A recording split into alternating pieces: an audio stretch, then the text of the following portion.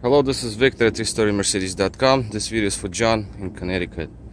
Okay, John, so these are the units, left and right, primary and secondary. So the rewiring is done the same way as I did on my cars. As you can see, this is my loom, and it's really hot outside, so let me just get straight to it. Basically, when you put them on, you just put on ignition and you just wait.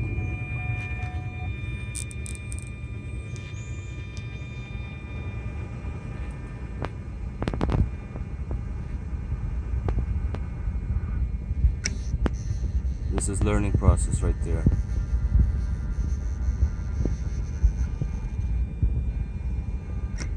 And that's it. So it learned its stop. So as you can see, this one is active. And this unit is also active, so both activate now. And when I move the throttle linkage, as you can see, they move in sync with each other.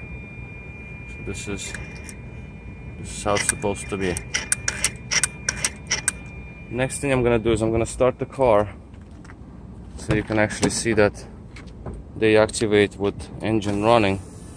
Now, I cannot leave them active and move the lever too much when engine runs, because it's going to go into limp mode because of micro switch. So let's start the car up. My ring gear is going out, man. Anyway,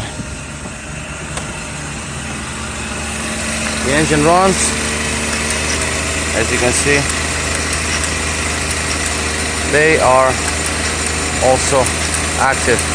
So if they would have been on the intake manifold right now, obviously RPMs would have rise, they would have lower.